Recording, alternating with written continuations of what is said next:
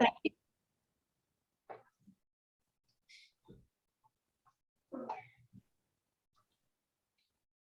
Other questions? Yes, just going back to what Shannon was saying, where we have a space, but we don't have the kids. So this, the reason we don't have the kids because their parents can't afford it. So this could be used for that. To bring in those kids without the parents having to pay. Eligibility still applies. Am I correct, Dee? That is correct. So yes, Cindy, there is a nuance here that's bugging me, and I've asked the state. We've seen all of the inflation. We've seen the cost of gasoline, the cost of leases. We've also seen an increase in pay, but we haven't seen anybody adjust the poverty level or the Texas standard of living level.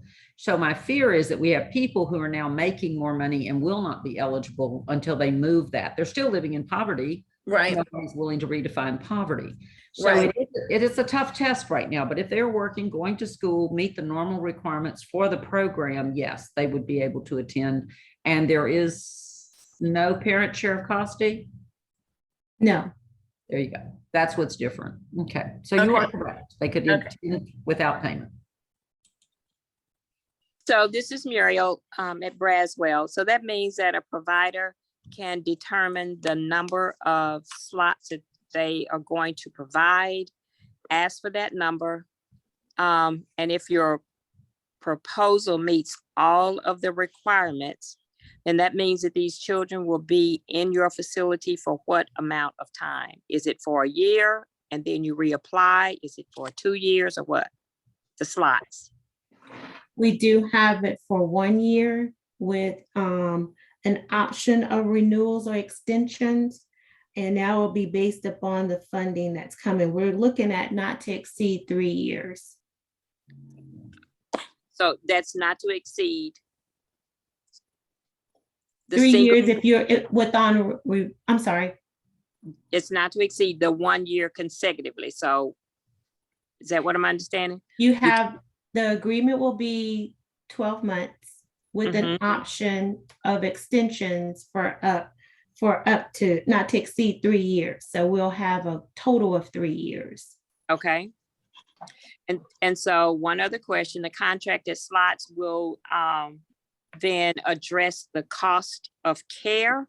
Will it also provide $4 to provide to purchase equipment and supplies in the RFP? In the RFP, there is a space for you to submit that information for consideration. We'll be able to look at that and see if we can assist from our quality dollars. Okay. Got it. We really want this to work. We We really do. want to demonstrate that this is the way to take us all back home, where we can get back to normal.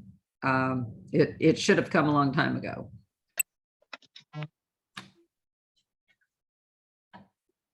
Demetria, I'm just got a clarification question. So one of the big benefits of this is that the children don't go on a waiting list, correct? So they contract for these slots. And so they would be working very closely, the provider and the subsidy contractor, on filling those slots. So when they have someone when that child drops out, then we would need to be able to have that communication so that we can pull from the waiting list and plug somebody else in there. And that is correct. In addition to, in the RFP, we're asking in reference to your marketing strategies on how you recruit for your open slots in your center, but we also will be working with Child Care Group to assist in that process with making sure those slots are filled. We only have 30 days to fill a slot, so it'll be in our best interest to all work together and make that happen. Yeah. I just wanted to clarify that for everyone. Thank you, We're there. Yeah, we're there for you.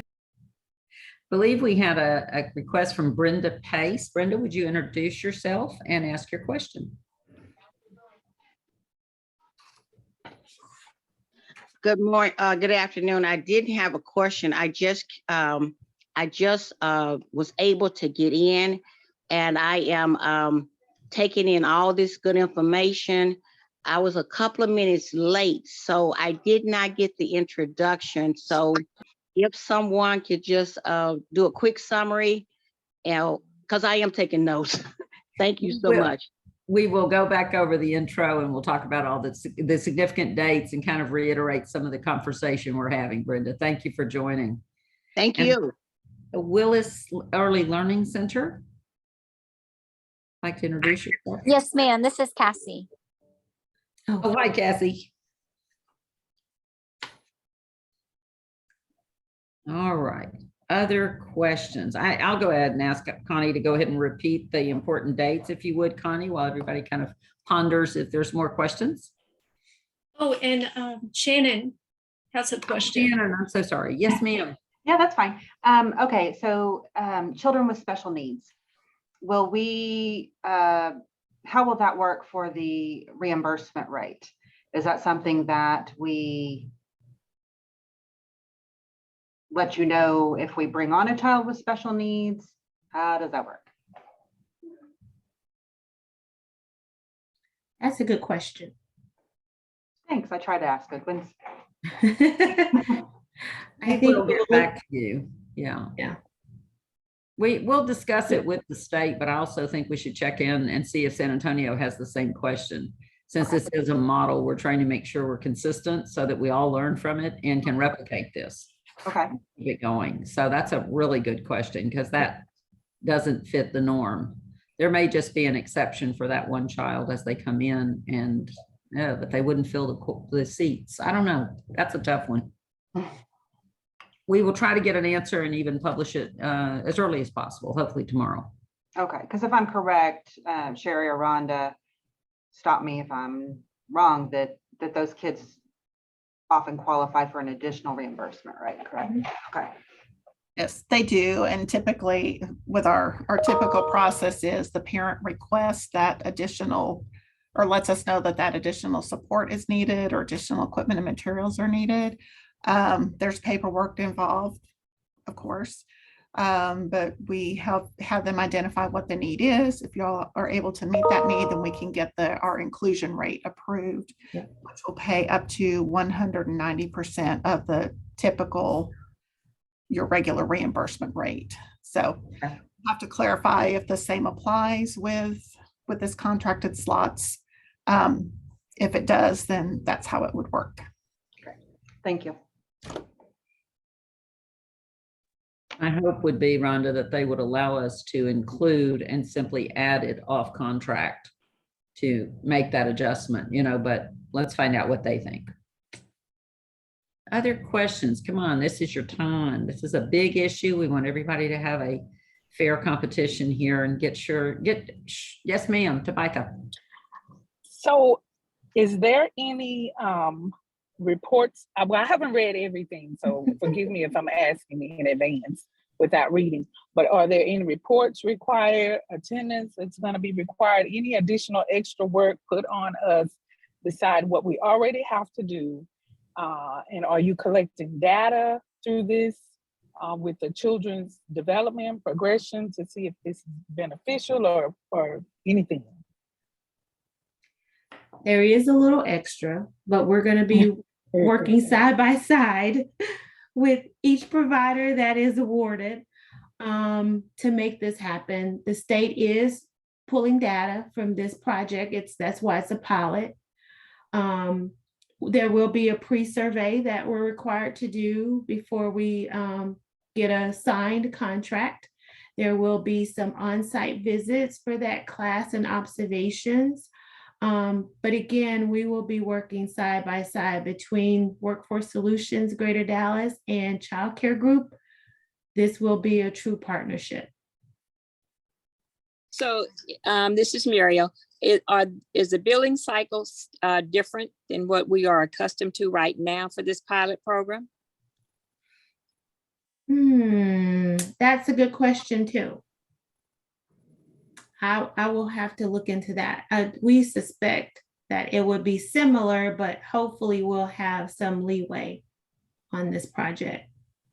But it'll be administered by child care group For reimbursement. for reimbursement. Oh, okay.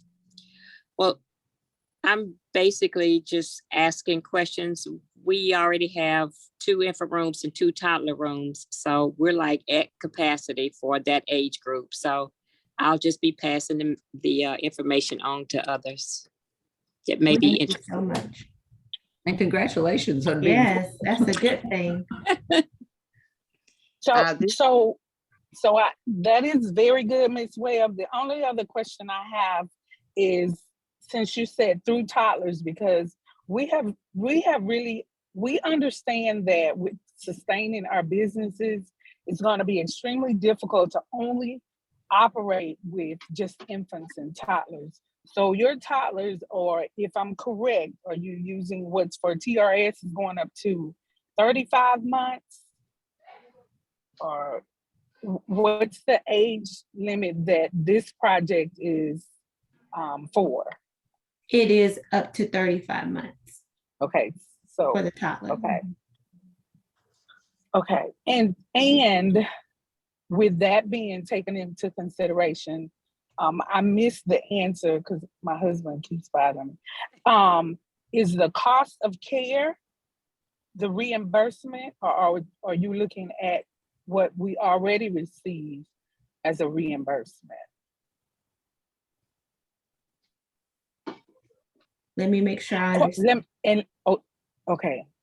Quality cost of care, because for those of us that operate with accreditation and 4-star, we already have a lower classroom ratio, which means that we are not maximizing our dollars based on having a lower ratio. So is the funding for this project going to equal out to what the true cost of quality care is, or we're just still receiving the same reimbursement that at the level where we are now? Or are you choosing to create a new funding stream for this one for those who are accredited to give us a different rate? That's a very good question. Questions.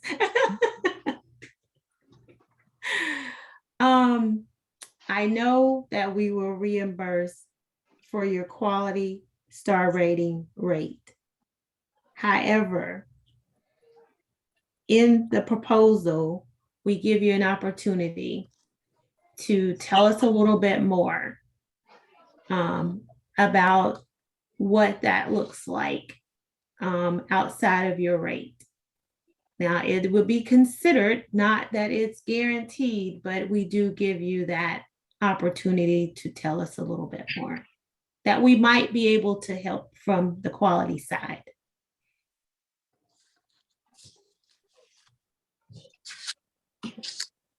This is Ms. Pace. My question, and this is in conjunction with Tabitha, is your base rate considered what the child care system is offering now based on Texas Rising Star 4, 3, 2, and 1? Is that considered your base reimbursement rate? That is yes. Okay. Thank you. But for this project, only 4 and 3-star. Yes. Were asked to participate, and that's to stay in that higher level. I guess, and Dimitri and I will have to work on what else we can do. Definitely you get your 4-star rate if that's what you're currently getting for that age group. Mm-hmm. It's the extras that we need to negotiate and figure out exactly what that is, because we want this to be very successful. But we don't want to set it up for the inability to sustain it in terms of, we don't want kids dropping out. We don't want parents dropping away. We want to make sure we can keep them in the system. So that's kind of what we'll ping it to. That one I may not get your answer by tomorrow, but we'll try. We'll try to get all of this posted. Thank you. Lori, this is Alma. I have a question. Yes, ma'am. On the children that are in those contracted slots, do they drop when their parents drop out of school, or how does that work? Do they stay, or do they drop too? Currently, right now, if a parent is enrolled in a training program and that parent drop out of that training program, then they drop the child. So are they gonna be there the whole year, or the slots gonna drop like they usually do now? I think we have, and Rhonda and Sherry, correct me if I'm wrong, there is a period of time for replacement, correct? If you go back to school or you go to a job, do we have a 30-day, or how quickly is the child dropped? So if they end their activity, their employment or training activity, they get 90 days to find another job. And then when I say find another job, I mean, they could even go back for, a few hours. They don't even have to make the participation. They just have to be in an activity, and then they get their full 12 months. And I don't believe it would differ in contracted slots. We can clarify that as well. But in contracted slots, we need to fill that spot. So we don't want them to drop, because we would need to find another child within 30 days to fill that slot. So technically you'd have the 90 days that they stay. If they then drop, you'd have 30 more days to find another child for that spot. All right, thank you. Back to the issue of age. If a child turns 36 months while they're in the contracted slot, do they continue to be funded, or do we have to replace them with another younger child? Because they're all going to age up. That's a good question too. We would not just automatically move them just because of that. If they've already enrolled at that particular age limit, we would keep them in because they were initially enrolled at that eligible age. Okay, thank you. That's like everything else in the child care system. We don't want to interrupt continuity of care. We appreciate that.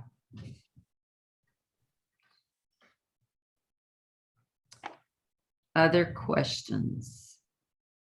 And Connie's still going to do kind of a review of what we had first before, and we did have an interruption in the tape, so I apologize for that. You will get part of this posted on the website. Part of it didn't tape. Okay, question. If one child is in that infant toddler age group, but they have a sibling who's older, how does that work? I don't think the contracted slots is dealing with anything having to do with siblings. I think we are talking about, let's do it the other way. The 3-year-old or 4-year-old is already in your program, but we need a place for that infant. So we're trying to make sure that we pull in children that need care that are otherwise not being suited care. There's a lot of people out there on the wait list who are needing us to open some rooms for smaller children. Dee, anything else on that? But I don't think there's a caveat for that. So it would or would not cover? It has no effect. In other words, the sibling could be served in any other place, but it wouldn't be under the contracted slot model. I think if I could just jump in, I think that what she may be asking, you have a family and you have the infant that goes into the kind of contracted slots. Can we automatically put that sibling in through the regular funding? And I think that answer may be no. Demetria, you would know that. Yeah, I think you would have to go on the wait list to work it. We might want to pose that one though. Yeah. If they That really could be something that we can look at Yeah. for, yeah, just Thank for you, this Jen. That's a pilot. good one to push up the line. It is, yeah. Yeah, because technically they would have to go on the, yeah, we can look at that. Thank you. It would simply elevate them to a priority, but maybe they'll let us add that to our priority list. Contracted slot pilot. Contracted slot, yeah, for this pilot, sure. See what So, we did for you? so am I understanding that you are accommodating the child that's up to 35 months, not the family, only that child that's in that age group. No, we said in the contracted slots. Yes, that is correct. But is there an avenue here for putting that family member on a priority list and pulling them off the wait list? We're going to have to ask the state. Right now, it would be a no. Well, let's find out. Let's see if we can approve San Antonio and Dallas for those two target populations so that we could pull people off the list if it meant family participation. Okay, Never hurts to ask. that's right. Anybody else? These are great questions, guys. Yeah.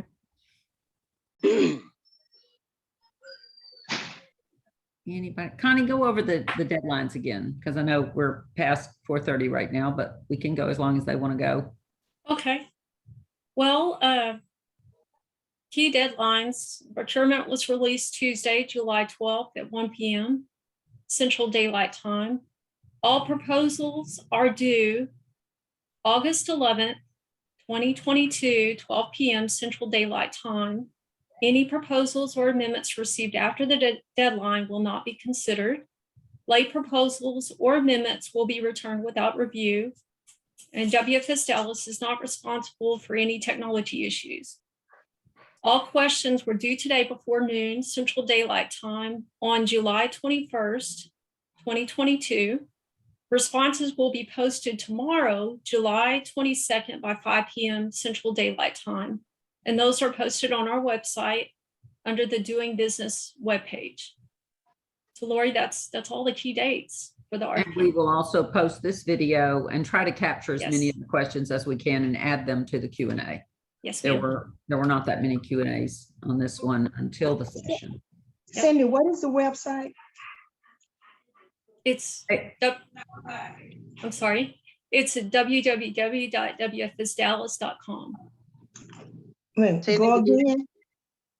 Well, it's WFSDallas.com. You know, our small name, Workforce Solutions Dallas, all one word, WFSDallas.com. And in there, you'd click on the link that says doing business. So if you're doing business with us, and that's where this was posted, the procurement was posted for download. And we'll post the Q&As for everything, plus the video. And again, this video won't be complete. Apologies for that.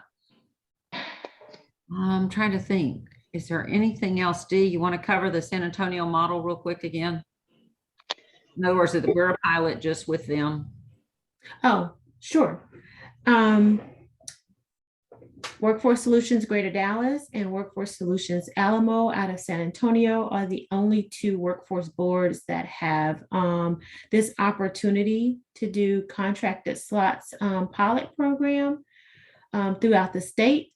So they have already issued their RFP and we're in the middle of procurement for Dallas. And we're trying to align the services as best as we can for this pilot to get the information for the state, for TWC, Texas Workforce Commission, to understand how contracted slots work and what opportunities and challenges we may face going through the process.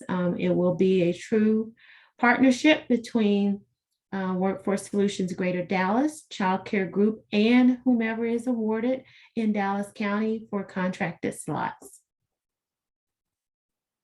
Any other recapping somebody wants to think we need to say again? Anything else? Anything else new? I kind of want to stretch the string a little bit here. So if I have a family that's currently in care and is struggling with their copay, but has an infant and toddler, could I move that family to the contracted slots to relieve that financial burden on them? And or does it have to be all new enrollees, new to the program? Dee? We would like for that individual to stay where they are versus moving them into a contracted slot opening. It is to expand and enhance the services for those that are in need that are waiting to be placed. Okay, But you- got it.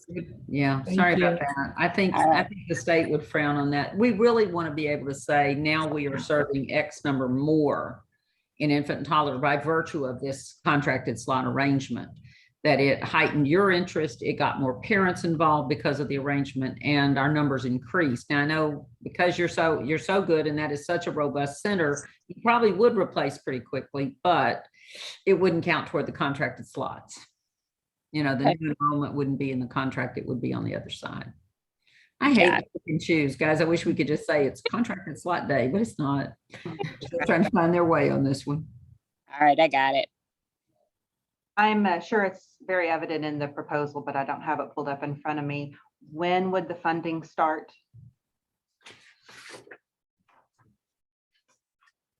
As soon as we can get the awards initiated, we're looking that they're due back August 11th, August 11th. And we have a board meeting On the 17th. August 17th. And then we would have to go out and do a pre-survey that we're required to do and get you into an actual contract and get all our things signed and ready to go. We would hope that by mid-September, we could be ready to go with it full running in October, so that's our October goal. 1 We're at the ambitious latest. here. October 1 at the latest, we hope. Okay.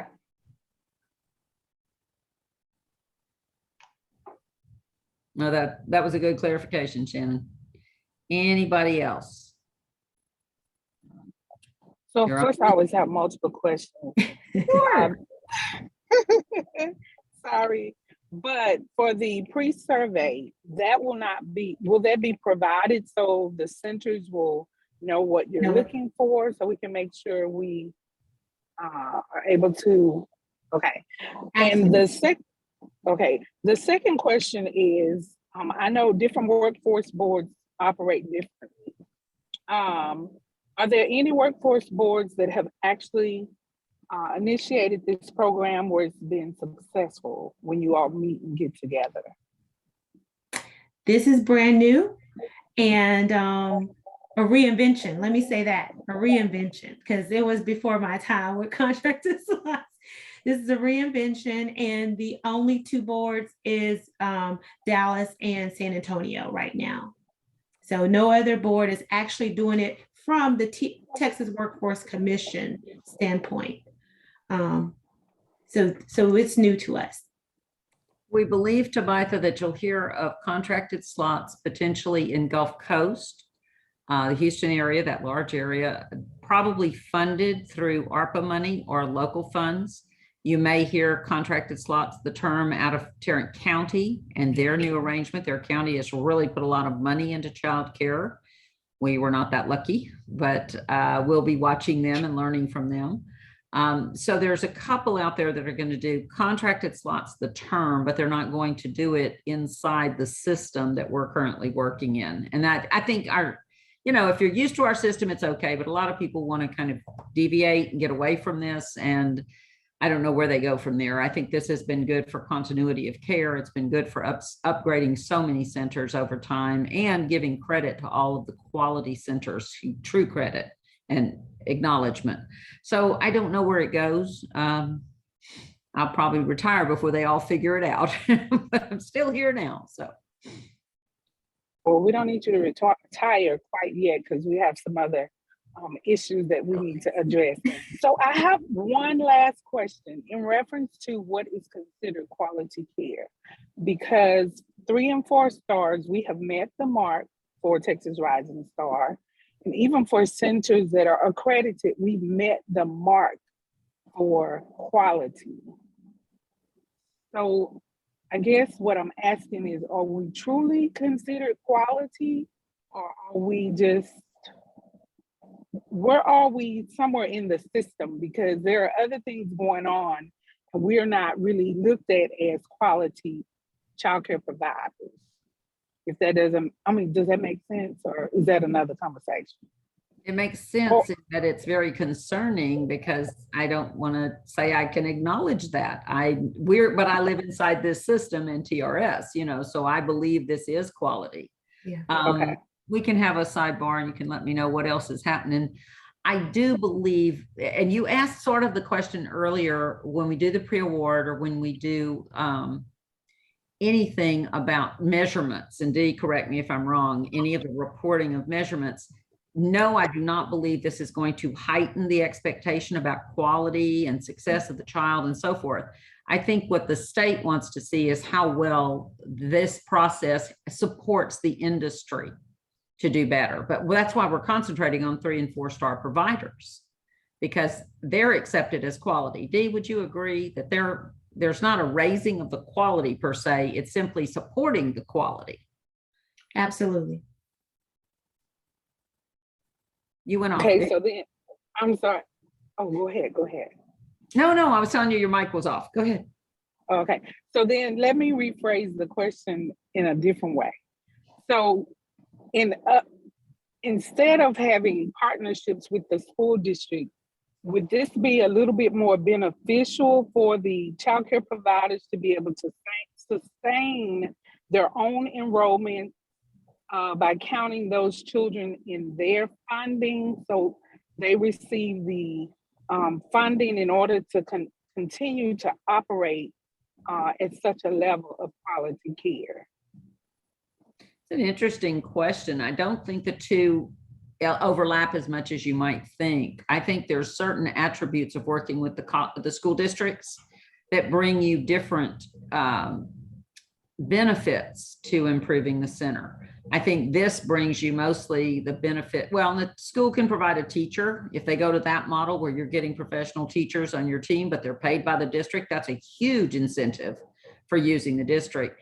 This one is, as you stand today, this is a better support model, we think, for continuity of your workforce and your centers, maintaining that quality. Mm-hmm. Okay, thank you. That was a very good answer. Thank you. Y'all taught me all I know. All of you. Anything else?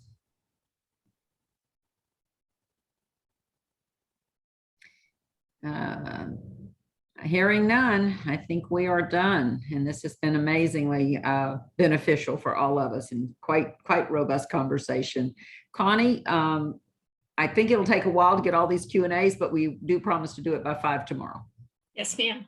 All right, We'll except for have the one that if Dee and I can't negotiate with the state, we're stopping later. But you'll let you know. Yes, ma'am. No, I have a question. Sure. Can you let Wesley, is Wesley still over contracts?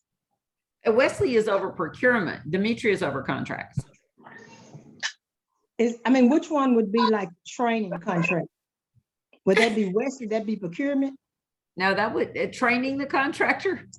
No, okay, like if a person wanted to apply to train and get a contract, yeah, would that be Wesley?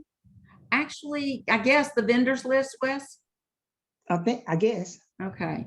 Also, we have the child care quality out right now. That procurement is also posted, and we're soliciting quality projects, which could include vendors, could include people wanting to do workshops. So look on the website for. So can Wesley show his face so Tabitha can know who he is? He's right there. And she didn't know who he was. So Tabitha, can you meet Wesley? I saw his picture on there earlier. Yes, ma'am. I saw him at the beginning. Okay. And we're apologizing. He has to see my face. Alma, he has some difficulty with his microphone. He hasn't been able to participate that way. We didn't cut him off or anything. He's here. Oh, okay. Hi, Wesley. He says hi. Anything else? No. Okay, thank you all so much for being here. 4:45, Connie, I think we are adjourned. Thank you so much. Really, this was good. Thank you all. Thank you. Goodbye. Thank you. Bye.